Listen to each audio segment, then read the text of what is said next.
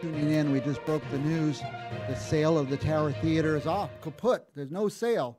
The escrow's closed. There's no buyer. There's no offers being considered. And it's not even for sale now. So those of you who have been against the Tower Theater sale and protested, I guess you got your way. I don't know if you got your way or if it just, it just happened by itself. Now, we are in very unusual times with COVID. The whole country has been shut down. Schools have been shut down. It's been a year, and some kids are just now getting back to school. And COVID's created some new situations for students of all ilks. But there's a lot of students out there with some disability. And I don't know much about this. I'm afraid of saying too much and insulting or not being politically correct or something like that. But I've learned that students have rights and students have opportunities. And a lot of these students and parents don't know about the rights and opportunities they have. And sometimes the schools don't even know how a disabled student should be treated and what the path should be for them. So before I go any further, we've invited an expert in, Ron Sheppard. You're an expert on disabilities, especially in the schools. Yes. And I have a million questions for you. Now, I had a little editorial in the beginning about people who've arrived at the answer, people who know all the answers. And I said, I don't. I'm just searching and seeking all my life. I'm on a path for that. What do you think of all that? Well, Mike, it's interesting because I became a Christian through the Quaker Church. Mm-hmm. And Quakers were always seekers. They were always searching for the answer. And the journey's different for everybody. Now, I thought I made that up, being a seeker, but I'm not the person who thought of it. The Quakers, I love the Quakers, by the way, the Friends Church. Yes. Yeah, and from a Christian perspective, you always hear about the body of Christ. Well, everybody has their own talent. Everybody has their own gift. And I think sometimes we fail to understand within all the cadre of people that we have around us, we sometimes forget that people have different gifts for different reasons. Mm-hmm. And so I know that, to me, this is just a personal philosophy that I have. When somebody thinks they know it all, it's the first symptom to Alzheimer's. Mm-hmm. Because I just firmly believe that if you just keep your mind exercised, your mind going, those things will allow the brain to continue to function, continue always not develop, but regenerate, because it has to. Yeah. So those are just my thoughts. Yeah. Well, people call me a know-it-all because I know a lot of stuff. I know a lot of stuff. But I go around and say, no, this is this, COVID is this, and this is that, and, it's just giving me the ability to think things through, and few things are absolute anyway. Now, school's starting. Tell me about students with disability. I'm afraid to say disabled, so-and-so's disabled. There's this political thing. I don't want to insult people. Language, unfortunately, is something that has consumed us. Mm-hmm. And I'm going to share with you a story that I had when I was 23. Wait, no, let me take that back. I'm getting old. So let's say I was 28. I apologize for that. But I was working for United Cerebral Palsy in Palm Desert. And one of the things that we had was a language sheet. And the buzzwords then were physically challenged. Mm-hmm. And I met a young lady who was a spinal cord injury person. She was a comedian. And so we started talking about the language amongst ourselves. And I used the term physically challenged. And she responded to me, Ron, Linda Lovelace was physically challenged. Okay. And so it's like, okay, shut up. So I really haven't harped on the language too much since then, other than that people understand that people with disabilities are people first, disability second. Mm-hmm. and I think that's a good premise to start.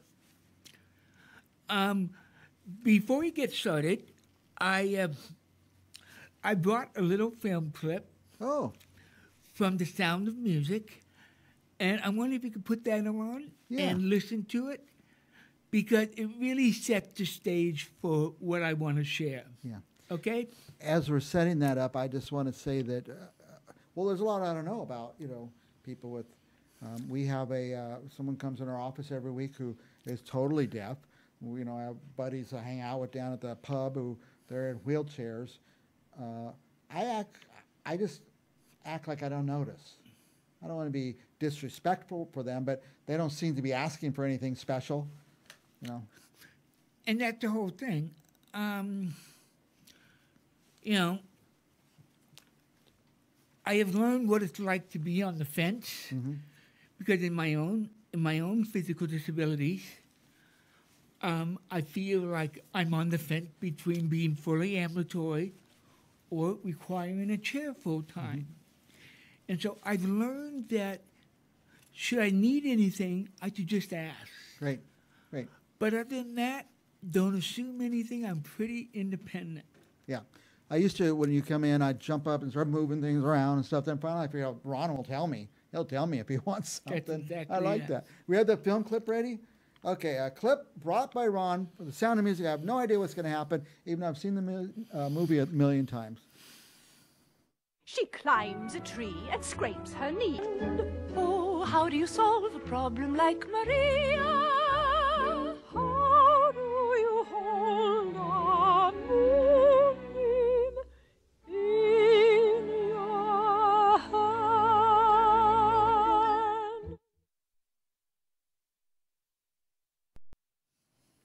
How do you solve a problem like Maria? Ron? Well, and there's a reason that I like that clip so much. Because as a retired school administrator, I'm well aware of what goes on in the teacher's lounge. And I guarantee you there is nothing different in that clip than what goes on in the teacher's lounge. Teacher's lounge is a safe haven. And they often express ideas, but they also often express frustration as well. And like those nuns, most teachers are well-meaning people.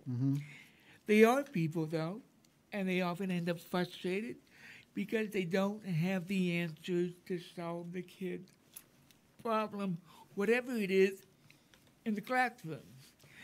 None of us know it all. And when I think of Maria, I think of a kid that has attention deficit disorders. Because when you and I were in school, attention deficit was nowhere to be found. That was not a thing, correct. No. But I need you to know a couple of things, and that is, over the past 40 years since I was in school last, schools have become more structured. They have become much more test-oriented, and they've become much more evaluative in terms of the result-oriented curriculum. And that, to me, is where attention deficit showed itself. One of the things that we look at, and I'm guilty of this as a school administrator, was that we test, and all those tests are done in a criterion base. In other words, we want a kid to be at this percentage point. And then if they're not, we make changes to the education program, or we make referrals for assessments. When we look at assessments, assessments are not criterion-based. Assessments are normative-based. And so it goes by a bell curve. Whether they're normal or not. That's exactly it. Normal, we should say in quotes. Yeah. Air quotes, normal stuff. Yeah. And so we have a criterion-based education system and a normative way of assessing kids. Assessing. And that creates problems because there's total inconsistency there. Because you may have a child who is normal on the, well, not normal, let's say average, perfectly average, IQ of 100 on the normative test. Okay. But then on the criterion test, they're not doing so well. And so we look at, all right, is it an ability thing? Is it a disability thing? Is it a teaching thing? Yeah. And that's what the assessment tried to determine. When a kid qualifies for special education, that puts up a range of specific services in place. Is it by law, by statute? But by law. Okay.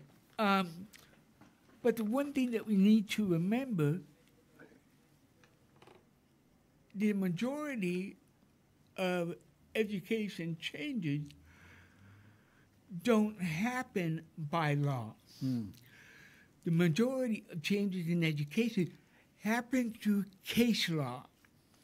Case law. That's somebody sues. Somebody and sues. The court says from now on you have to do something. Yeah. I see. And then when it's a systemic lawsuit, whether it's Congress on the federal level or the legislature on the state level, they have to come up with rules and regulations that Out of the case law. That's exactly it. Out of the case law. I see.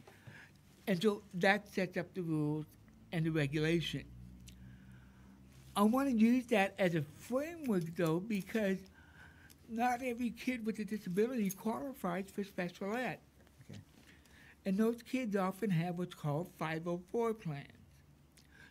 504 is simply making reasonable accommodation to the education program so the student can have access to the general education program. All right?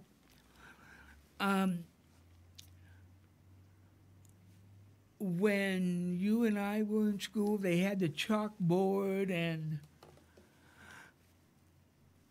and those kids that did well by the chalkboard method or the whiteboard method, they become teachers. Right?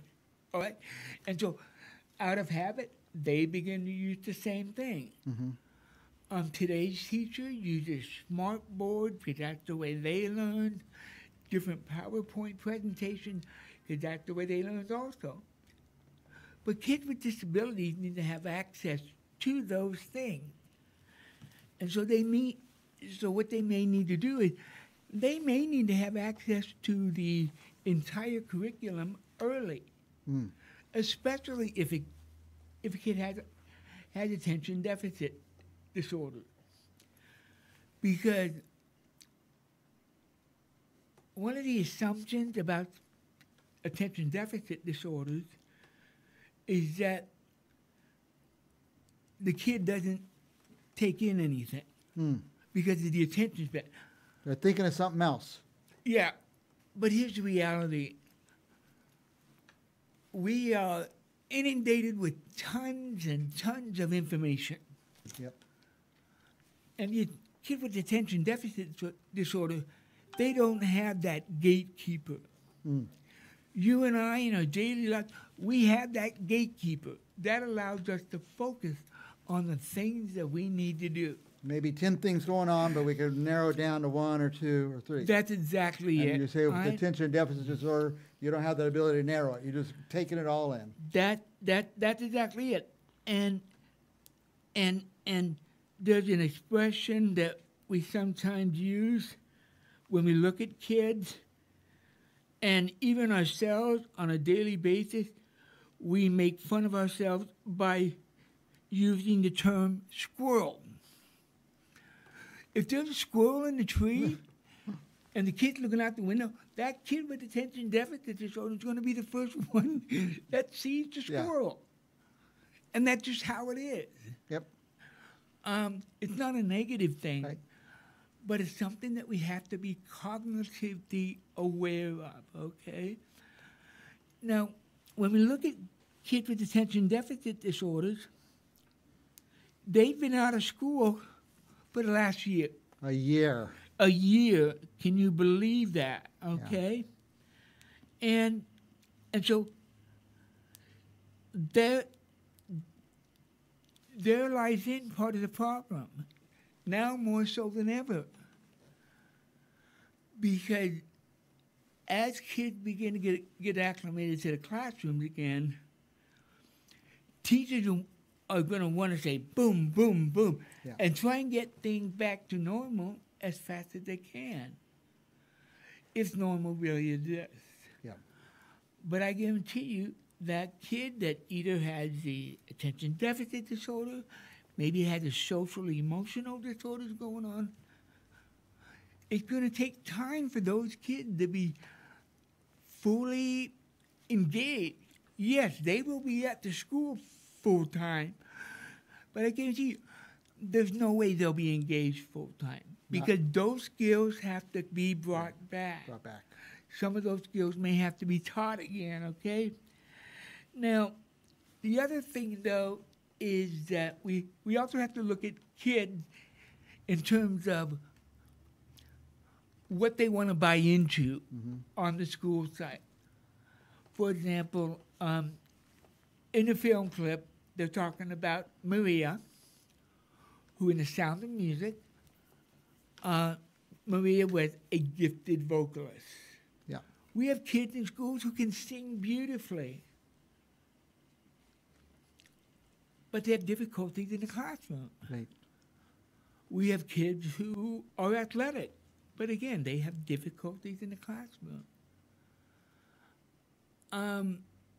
And then when we look at kids buying into something at the school, it becomes hard because kids already feel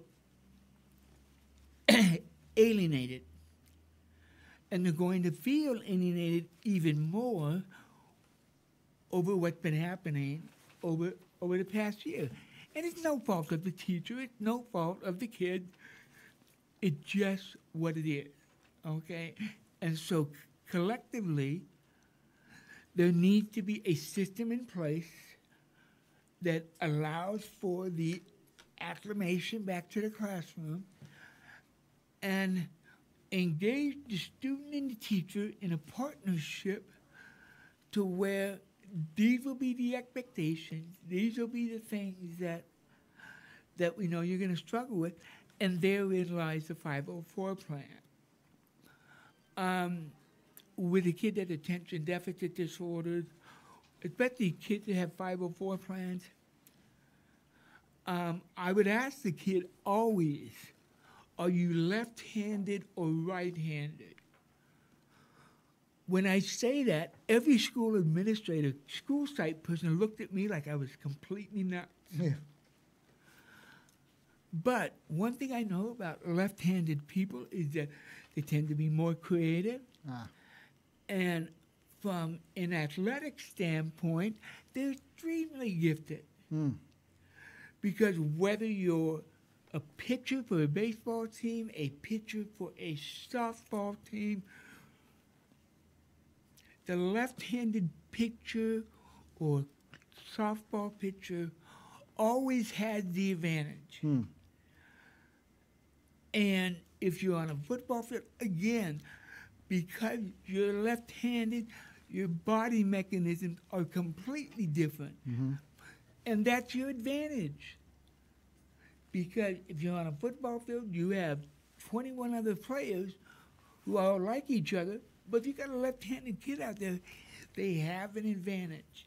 And that is your ticket to acceptance at the school site. Wow.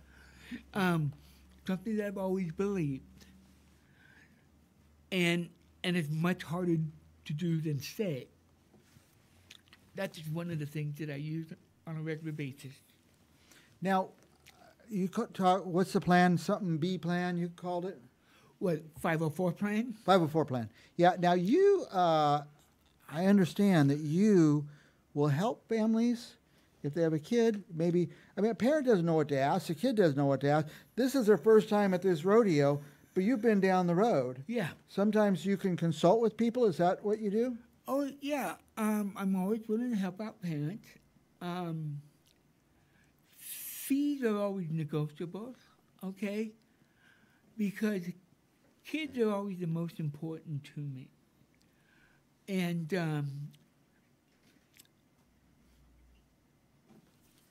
so I guess I view it as I can either help a kid remove a barrier to their education process, and they will be more successful as adults in life, or I can not do anything, think that I have all the answers, and then lo and behold, when that kid becomes an adult, I now, as a taxpayer, have to pay more. You're going to support that kid. Yeah. Well, let me tell you this. When I had kids, I had 3. I guess I still do have kids, but I have adults now. Yeah. But besides their school, you know, they each had piano lessons. They each choose one musical instrument they had. They're in baseball, so I took them to batting coach. You know, just extra outside.